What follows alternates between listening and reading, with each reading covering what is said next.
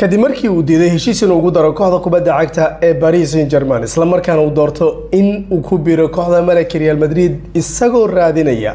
koobka dhagweynaha UEFA Champions League si uu noqdo laacibka ugu fiican ee Ballon d'Or ku guuleysanaya sanadkan wuxuu u muuqan karaysaa PSG inay ku guuleysto koobka UEFA Champions League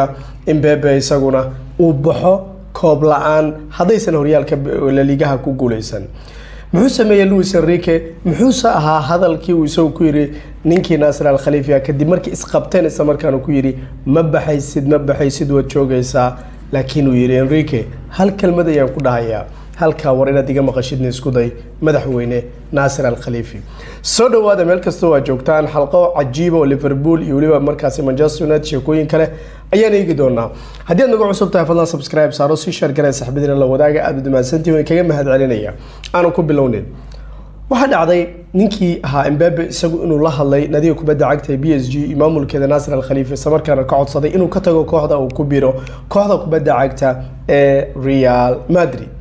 Perez warkaas uu cuntami way bal ninkan oo isagu lacag waali qaatay bal ay ahayd waxaan ka hadlayaa Nasser Al Khalifa in uu isagu hadana heshiiska extension ka ay sanadka inuu soo ku daray markaasi taas oo ka careysiisay markaa si kasta ay taban nadiga kubadda cagta PSG maamulkeedu way fariisteen waqtigaas Luis Enrique ayaa hortagay ninkii ahaa Nasser Al Khalifa kuna yiri madaxweyne hal kelmad iga maqal waxaan ka codsanayaa inaad dhageystid waxaan ku ballan qaadayaa koobkii UEFA Champions League inaan ku keeno inaan ku dhiso anigu koox cajiiba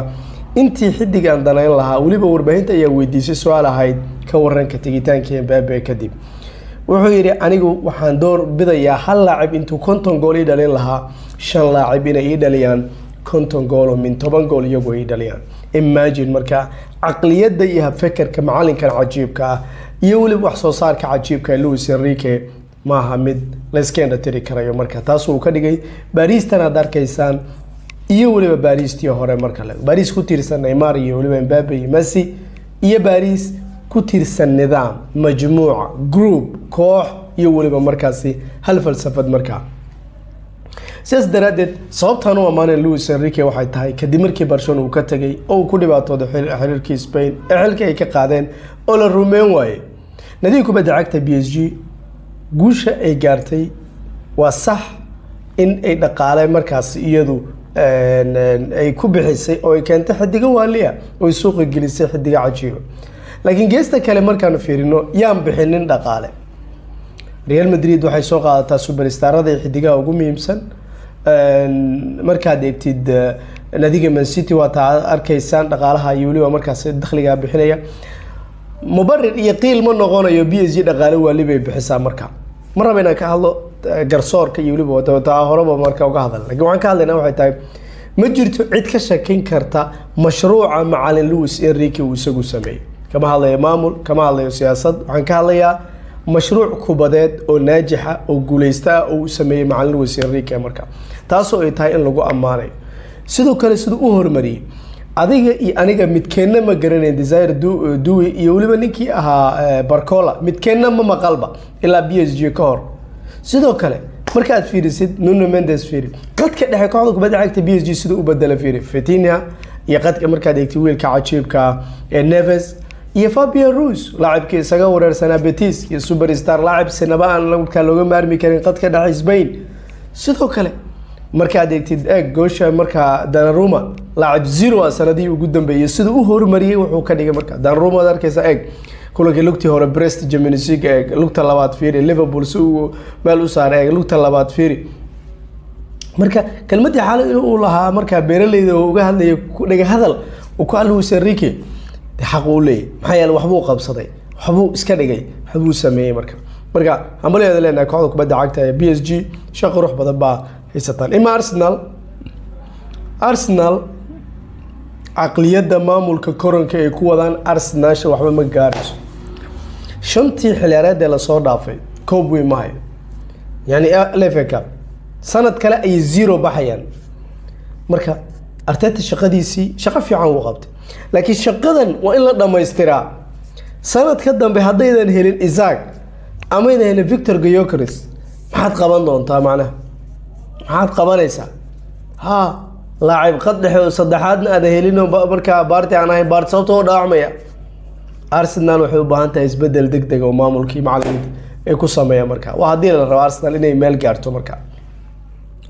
suuqa kala iibsiga hal iyo laba waan ka dhahaya Fabrizio ninka la yiraahdo Di Marzio waxaan ka hadlayaa Gianluca Di Marzio Talyaani waad garanaysaan reer Talyaani waa garanaya ninka Gianluca Di Marzio xalay tolo post uu isagu soo dhigay uu leeyahay dalab rasmi ay rabtaa Liverpool inay u gudbiso Kevin De Bruyne si xor ay ugu qaadato markaa waxaan arkay reer marka in badan ayaa ka hadashay warkaas aad u wadwaday tilmaamayay inuusan macquul ahayn sidee warkaas ku dhici kara horta soo dhawaano Kevin De Bruyne haddii uu Liverpool ku biiro waa sax daawo inay ka dhacayso laakiin maxay saameyn ku yeelanaysaa ma garan karo sababta uu ku diidi karo ma aha Manchester United iyo Liverpool Manchester United iyo Liverpool cadaawadu taariikhi bay yahay waa sax cadaawadu tanba waa casriga laakiin okay Lampard baa ka tagay Chelsea uu ku biiray Man City imisaan aragnay marka Michael Owen oo Liverpool ayaa u ciyaaray Manchester United mar dambe Manchester Michael Owen Ballon d'Or ku guuleystay Liverpool kadib Real Madrid buu aaday wala Newcastle baa marmaray aakhirkii Manchester United buu isagu mashruuc guuleystay Sir Alex Ferguson kamid marka dadka ku qeylinaya ninka macquul ma inuu ku biiro anu waxaan arkay dhibaatadiisa ku jira Arsenal idaacada ka dinaseer durbo waxay sheegaysaa bedelkii xidiga cajiibka markaasi Saliba in hadda ay raadinayaan Saliba bedelkiisa waxay u arkaan Hoyson ani waxaan u arkayaa ciyaar inay tahay Saliba hadda iibisaan mashruuciinu maxaa macnaha ma laba sano ba dib u noqoteen hal hata ma laba xiliyaareed ba dib u noqonaysaan mashruuc la rabo sanadka dambe mar laga gurto Arsenal hadday go'aansatay inay ninka iibiso waxa waaye hay'aday ka tahay sanadka dambe iyada ba asla koob qaadi doonin ba hadeen la keenin marka Isaac ama mid kale oo kooxda badbaadin kara sanad kale 0 bixi doonaan marka sanadkii hore Arsenal iyo Manchester United oo duruufta ku jirta xaaladda ku jirta Manchester United waa fiicnay FA Cup bay la baxay iyagoo 0 bay la sanadkan hadday Europe League qaadaan ku duceysteen qaadin hadday qaadaan oo idinka fiican yihiin sababtoo Champions League taasi uu la jiraan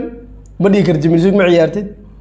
sidoo kale koob weyn ay qaadeen koobka labaad ee Europe iyo ciyaaraya Super Cup Europe ciyaaraya waliba adigu Super Cup ma ciyaaraysid marka aqliyadu waxa laga rabaa hadaysan caawa masiibo dhicin oo cid lagu rogino alla fiijino marka Arsenal waxa la rabaa inay xafidato ninkii Saliba markaas Rodrigo Arsenal la xiriirinaya xataa waxa leeyahay isku day doonaan wadduuciisintii hada soo qaadataa ninkaas oo Martinelli umada reer Arsenal hortooda ka wareejisaan inta halka ka salaamay nin saaxiibaan ahay oo aad waxa jira marka aad u taageer Arsenal marka ninkaas culayska ka dajiyo Rodrigo uu keenay Martin kan ka wareejiyo horto kursiga keedsa u gelisan tribunka xitaa saara maxaa yeelay ruuxa halaaga ninka waxaan maqli jiray bini'aadamku wuxuu yaqaanaa ninkii meel saara Barcelona hadda waxay raadinaysaa Dumfries dambeed midig bay raadinaysaa waxaan arkay iyagoo aad looga hadlayo Dumfries bay raadinayaan على فكرة برشلونة حالة نفسيا aad u xun bay ku jirtaa Real Madrid نفسيا مع حالية حالة معنوياhan aad bay u sareysaa haddii Real Madrid ay garaacdo kulanka Clasico Barcelona boqolkiiba 80 waxaan ku dhigi karaa Barcelona Real kama qaadayso sababtoo marka niyajab u yimaado waxaan arki jirnay xusoo Liverpool baa ka soo reebtay Champions League Barcelona markaa Copa del Rey oo ay gacanta ku haystaan baa Valencia ka qaad hadaan qaldanay Copa del Rey baa almost waqtigaas waa la go'aamiyay filaya Copa del Rey qaadi kara leeyahay markaas saada xaaladda nafsiyeed marka Felix mas'uuliyad baa saaran iyadoo kooxda waxa soo bandhigtay xaaladda nafsiyeed adag ay ku jirto sidoo u diyaariyo oo kulanka Real Madrid uu ka dhigo koox diyaarsan samarkaana 100% imtixaan weyn oo ninkan wajahayo ma ku guuleysan doonaa mise waa shaka kale waqtiga uu baan ogaan doonaa aad waa saddex shar garay saxaabada wadaag salaam